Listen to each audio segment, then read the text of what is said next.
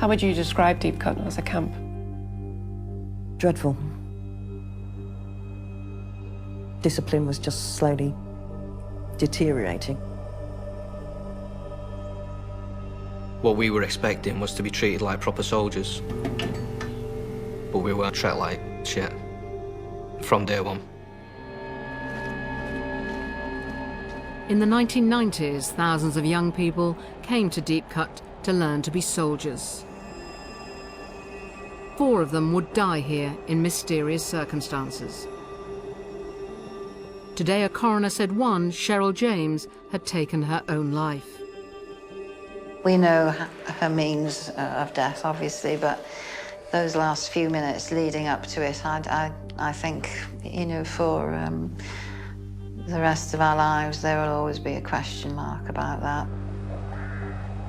After 20 years, recruits are speaking out about a culture of bullying and abuse.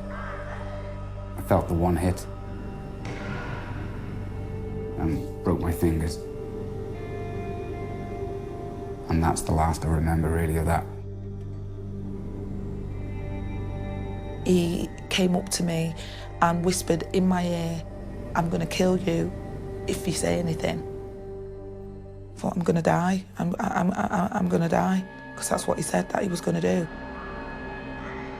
For the first time, some of them break their silence about sexual abuse. Somebody forced themselves onto me. I was trying to tell him to stop, but I couldn't because I was just held down.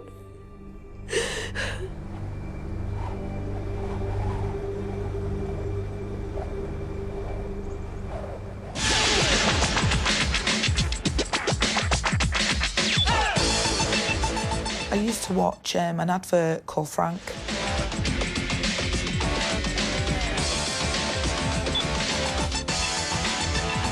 It was a mind-blowing video, the dramatics, the sound effects.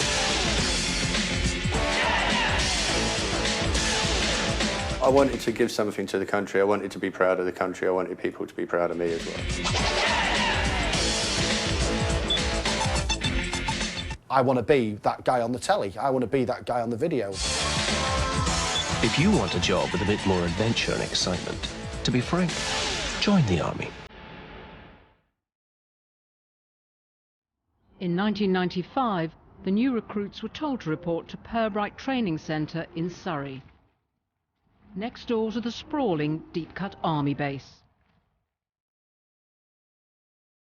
Here, the mainly teenage recruits would spend their first 10 weeks. They'd learn the basics of army life. I was scared, but excited. I think for me it was quite shocking. It's really the first time away from home for any length of time. I remember standing there with my bag thinking, have I got enough socks and underpants, and who's going to do me washing? It was just like, wow, I'm here, it's just amazing. I'm going to start making friends, and that was the start of the whole journey of me being in the British Army.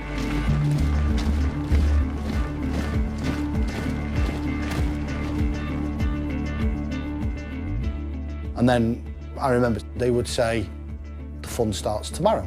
Get a good night's sleep, get yourself unpacked, and it was almost a false sense of security because they were so overwhelmingly nice that you thought, this isn't too bad.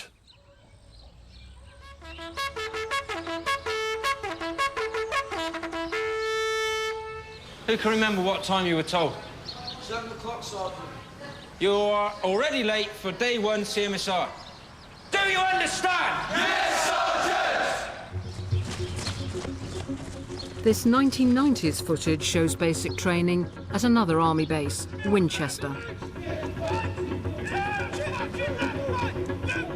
The British Army has always instilled strict discipline into its recruits. What was the regime like? Very strict. Very, very strict. You did what you were told. If you start fucking fumbling about, he will stand there all day and keep asking you more and more questions. We had to make sure that your locker was clean, tidy, your bed was made properly with your hospital corners. Lock your lockers. If everything wasn't up to scratch, then you'd get things flung out your locker, your bed unmade and sheets chucked on the floor. Somebody had let the team down, then there would be hell to pay. The usual kind of thing, really, that you'd expect from joining the army. Right, what's this fucking orange stuff inside here? What is it? Rust! What's rusting on it? Corporals and sergeants were the instructors who led the training. Rust! It's more rust! So out of 10 weapons, I've now got 6! The instructors at Pirbright, they're the ones that turn you from a civilian to a soldier.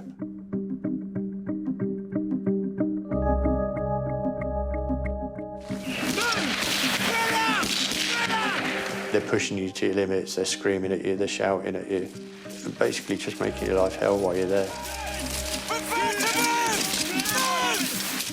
The instructors at Pirbright were fantastic. They were very hard, but fair.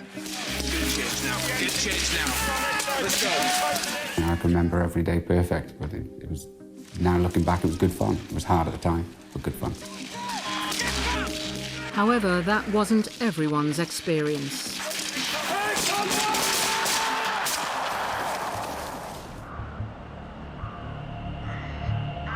We had to make a shell scrape, which is basically a shallow trench. And ours wasn't done deep enough. It was lopsided, basically. The corporals turned around and basically shouted at us, said it wasn't good enough, and turned around and said, sure, lay in there. So I've laid in there. Next thing I know, they all jumped in on top of me, like a bundle. One of the instructors landed feet first onto Danny Shaw's back, causing a hairline fracture. It was really, really, really, really painful. You know, it was like it was someone had grabbed hold of my spine and pulled it out. That's how it felt. I was upset. I was trying not to cry, basically. You know, you're in that environment now. You're a soldier. You don't cry. You don't cry.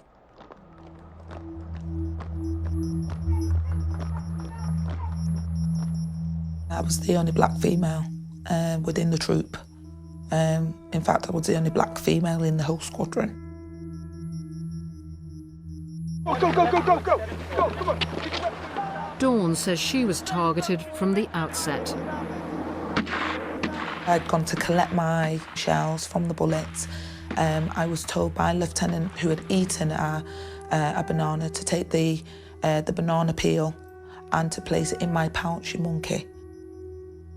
I then took the banana peel and placed it in my pouch. I was quite wary.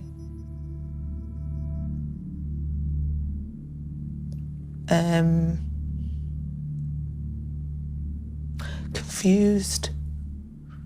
But I didn't want to give up. I didn't.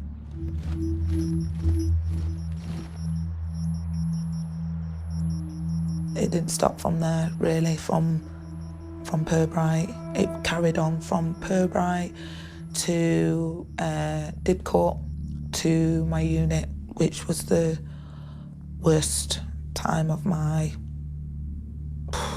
gosh. Yeah.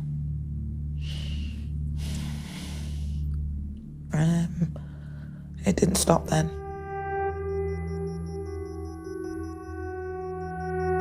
The word that they used to use was nigger. That was the word. And it was a word that they all used, nigger, nigger. And I just didn't understand why that would be a word that the British Army would use.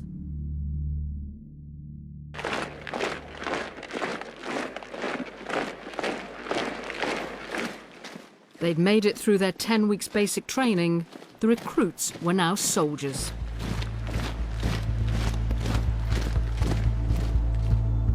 From Pirbright, it was a short move to the next door barracks, known as Deepcut.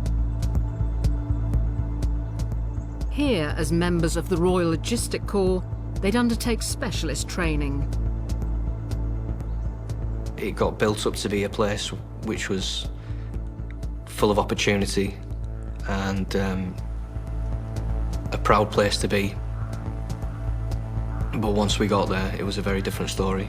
A place where fear was instilled from the very moment you walked through the gate.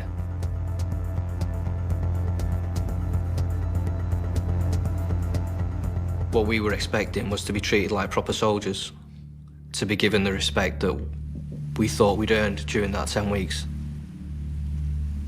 But we weren't. It was the total opposite. It was 10 times worse than the basic training. We were basically treated like shit from day one.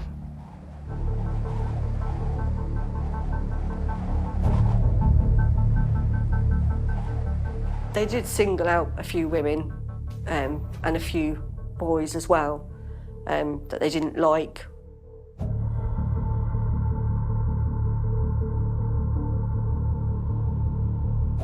There was one quite big incident where a girl was pulled out of the parade because she had some hairs on her upper lip and under her jawline.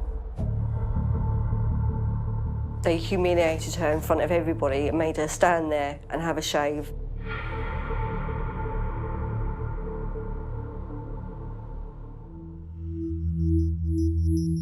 Julia Bolton was one of the few female non-commissioned officers, or NCOs.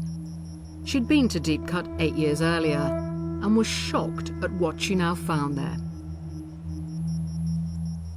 How would you describe Deepcut as a camp? Dreadful. It wasn't a happy place. Discipline was just slowly deteriorating, I would say, between not just the NCOs, but with the recruits as well. Was it out of control? I would say so, yes. There was a lot of bullying by instructors, that was obvious.